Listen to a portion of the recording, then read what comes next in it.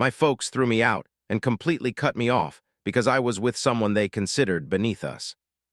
Later, when they lost their fancy house and pleaded to move in with me, I proudly showed them the home I owned, which was purchased by the poor guy they loathed. Before that dinner, the contrasts between Isla and my family hadn't really crossed my mind much. She had attended our family get-togethers before. In fact, we'd been a couple for roughly a year when this specific instance happened, and initially, things felt okay. While my parents weren't overjoyed with her, they were civil, which is what you'd expect when the important people in your life meet someone you care for but haven't fully accepted. There were some inquiries about her education and her family's occupations, but that was the extent of it. I didn't think much about it then. I was simply glad she was present, enjoying herself with my cousins, fitting in well, but this time was different. At first, I noticed tiny changes, comments, and glances. During the meal, I saw my father giving Isla an intense look, like she had suddenly grown wings. He did it when he probably thought nobody was watching, but I noticed it. It wasn't a casual look like someone judging their son's partner, it was something else. I couldn't quite describe it, but I definitely knew that it was negative. When Illa went to the restroom, my mom leaned in and softly said, "She's very different, isn't she?" At first, I just thought it was a strange comment, perhaps a little. I brushed things aside initially. However, once I saw my mom look at Illa and then at me, a change began to occur inside me. It wasn't envy. Rather, it felt more like she was disapproving. I couldn't define the atmosphere, but it was palpable. I dismissed it. Possibly I was just being overly sensitive. The meal progressed. We finished eating and then departed. The discussion flowed into the standard topics. Work, forthcoming holidays, who was involved with whom. Nevertheless, things quickly took a different direction. My dad, glancing at Illa with a questioning look, asked what Illa's parents did for a living. Illa, always composed, smiled and responded without any pause. "My mom is a nurse and my dad works in construction," she stated, obviously oblivious to the unusual tension. I, though, felt a tightening in my gut. My mom, who hadn't said anything for a little while, chimed in with, "Nurse, huh? That's a reliable profession at the very least. But construction, isn't that a difficult field?" It sounded as if she considered it beneath her, as if it was hardly worthy of attention. I couldn't entirely escape the sensation that my mom's inflection contained something else. It wasn't directly critical, but something was present, a kind of arrogance that made me uncomfortable. I considered interjecting, maybe defending Illa, but I paused. Was I misinterpreting things? I didn't want to cause an argument, but the remarks kept coming. Minor criticisms here and there, as I could tell my folks were trying to be discreet, but they weren't succeeding. Later, I recall my father remarking that creating a life somewhere like that isn't a simple undertaking. He figured I probably had a decent blueprint for what was coming. My pulse was racing at this point. I really didn't want to cause a fuss. I attempted to shift gears, but they were persistent. Ella, as always, remained calm. She didn't bite, and I was impressed by her. Nevertheless, I could perceive the awkwardness in her expression, even though she tried to conceal it. The brilliant smile that was there when she first showed up was now strained, and I sensed the rising pressure. I felt it too. Following the meal, my mom finally made her announcement. She wasn't even trying to disguise it anymore. "Jack," she said, her voice hardly audible, "have you considered what's ideal for your future, for the well-being of your family in the years to come?" She glanced at Illa and then returned her gaze to me, her eyes narrowing just a little. "I mean, we naturally want what's best for you." I just looked at her, trying to piece together what she was getting at. What was she suggesting? Illa wasn't good enough for me. Wasn't someone who could improve my social standing. Wasn't the kind of person who could help me sustain the family's legacy. I was suddenly hit by how calculating everything seemed. They weren't speaking about me or Illa. Their conversation revolved around our potential, our value as it related to finances, prestige, and achievement. That's when I understood. I couldn't just brush it off any longer. This didn't just revolve around. It wasn't about Illa's job or where she came from. This was about something far more profound. My folks didn't view her as the person I cherished. They saw her as someone below my status. After Illa departed, I remained, assisting my mother with clearing the dining table. I was completely worn out, struggling to understand what I should say, how I should act. I felt something had changed, but now I knew it for sure. My parents weren't simply being watchful. They were attempting to govern my entire existence. During the following week, my parents requested that I visit for a serious discussion. The strain in the air was intense. You could practically feel it. They explicitly stated that they couldn't endorse my relationship with Illa. They said it wasn't about her as an individual, but her position in our social sphere. She didn't fit in the social group I was meant to be with. That was the point at which they completely overstepped. At first, I didn't know how to respond. A part of me wanted to argue, to shout, to make them grasp how mistaken they were. However, I didn't do that. Rather, I got up, informed them that I would not break things off with Illa, and just left. They made no attempt to halt me. I had no clue where I'd go or what the future held, but in that very instant, something within me changed. I was not going to allow my parents to determine who I loved or who I could be with. It seemed like a massive gamble, but for the first time in quite some time, I felt like I was actually making my own choices. And that's when it dawned on me. I wasn't just standing up for Illa, but for the kind of life I desired, one where love didn't have a hidden cost. I didn't give it a second thought as I left that place. Now, though, without a place to go back to, I was completely clueless about what was next. You know, isn't it strange? When you're convinced you're making the right choices, advocating for yourself, and making choices that feel good at the time, it's easy to not think about the consequences. It's simple to overlook that life doesn't simply pause for your moment of defiance. It continues onward, and it doesn't always care if you're busy trying to put things back together. I found that out the hard way. After that huge argument with my parents, I thought I'd feel this enormous sense of freedom. I imagined I'd be celebrating in the streets with Illa, pleased with what I had done.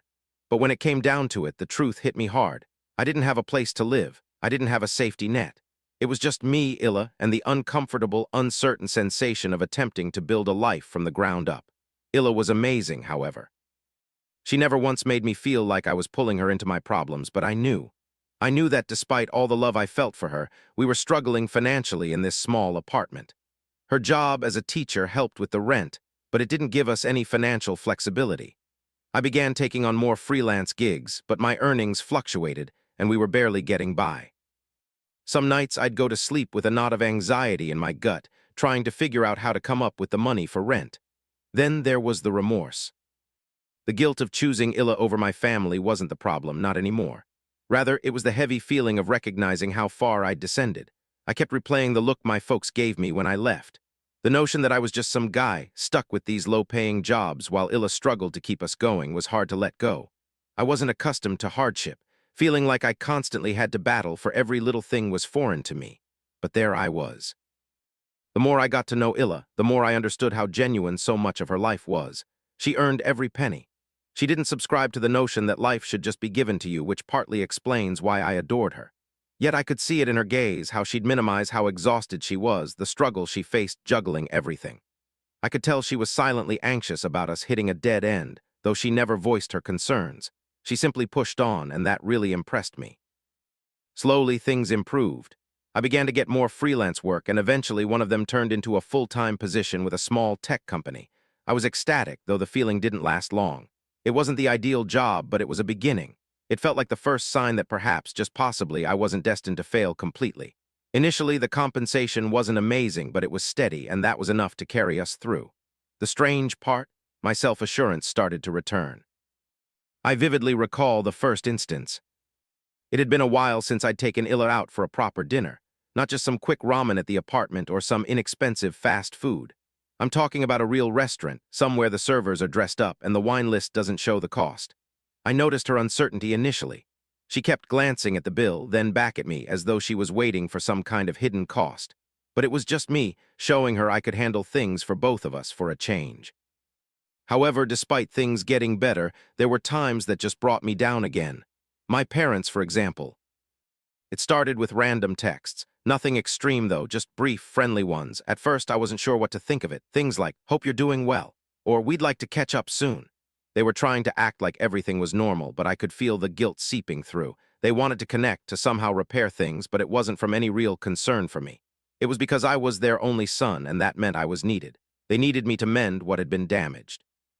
At first, I just ignored the texts. I wasn't ready to face it. But when my mom texted asking for a quick phone call, I thought maybe I should at least listen to what they had to say. Maybe they wanted to say they were sorry. Maybe they were truly worried about me. I was not prepared for the conversation we actually had. We met at a coffee shop, the same one I'd gone to with my mom when I was little. The place hadn't changed, but I definitely had. I felt the awkwardness between us the second I sat down. My mom, who always tried to look like she was. Her usual air of calm was missing. She seemed unnerved. "Jack," she said, speaking softly, almost as if she were picking her way through a minefield.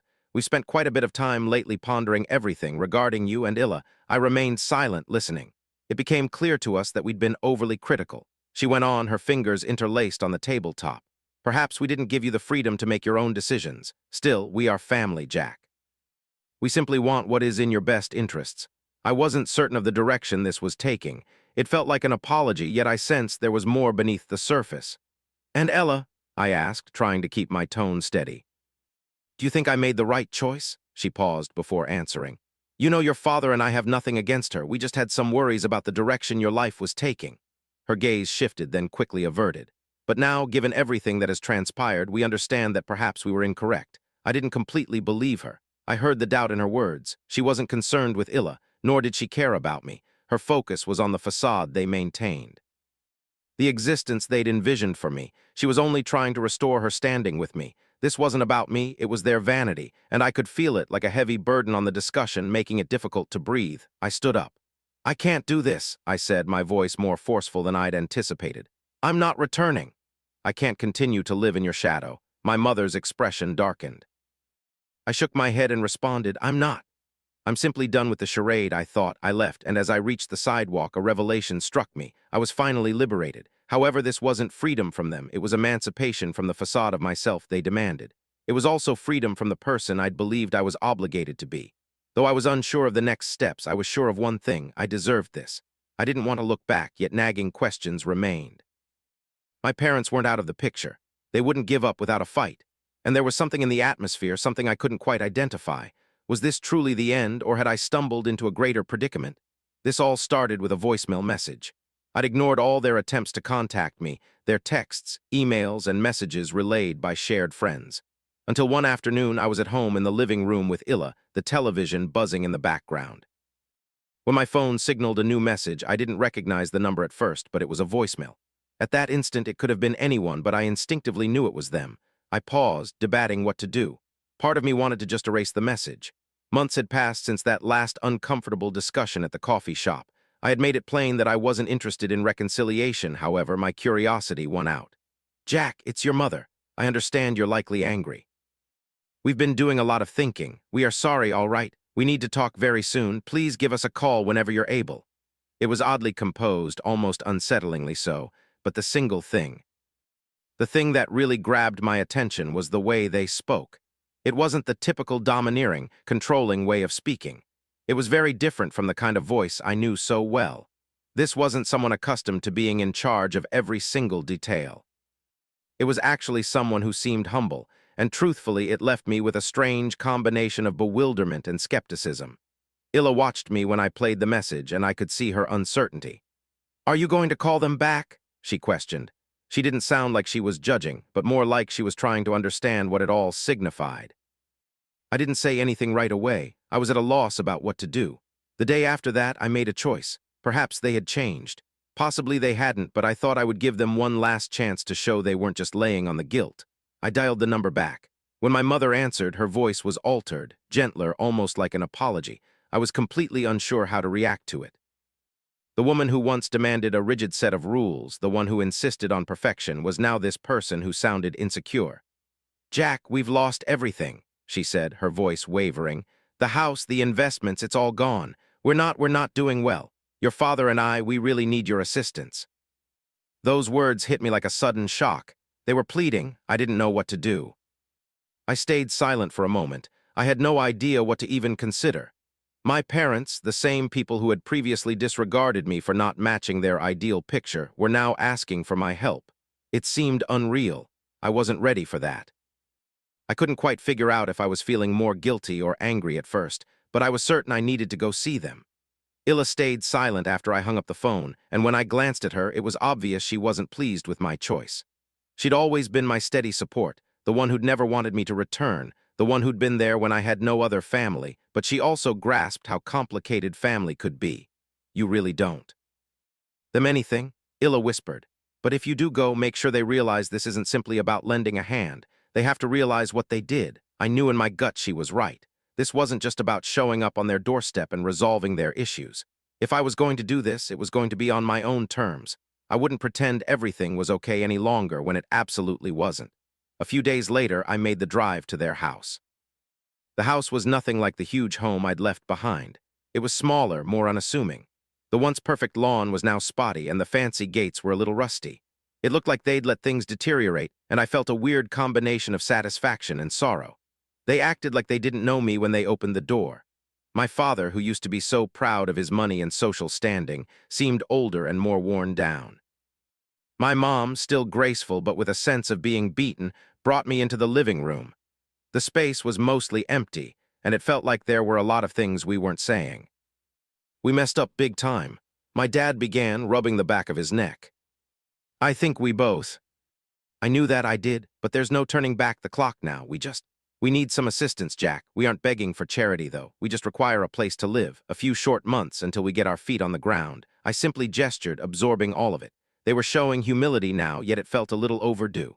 I didn't want to appear superior morally, but the simple fact was it wasn't about overlooking their errors. It was about establishing limits. I won't give you any money, I told them, my tone controlled. I've earned everything I have. I've created a life for myself with Illa. You can't just come back into my world and think I'll solve all your issues. My mom stared at the floor, her expression somber. We messed up, Jack. I understand that now. But I'm your mother. Don't I at least deserve an opportunity to mend things? A sensation clenched in my chest. A part of me longed to let it go, to forgive them. A part of me wanted to erase everything they had ever done and simply brush it all aside. But the other side of me, the one that had spent so much time rebuilding my life, making it mine, couldn't forget the way they treated Illa, the way they treated me. I'll aid you in discovering somewhere to live. But I'm not going to offer you my house, I said, keeping my voice calm, and I refuse to act like everything's all right. My dad let out a breath like he anticipated that. We realize, Jack, we truly do. We remained silent for a period. I could see them both, weary from the burden of their arrogance, their errors. I felt some sympathy for them, but not entirely. Yet a part of me was curious about their future. Would they ever truly transform themselves? Was it even possible? Or was I just the next person they were trying to ensnare in their schemes? As I departed their home, I couldn't get rid of the sensation that the situation had reversed. They were the ones who needed me presently. And for the initial time, I wasn't certain if I desired to assist them or simply keep them at a distance. I was walking, and this power thing was so weird.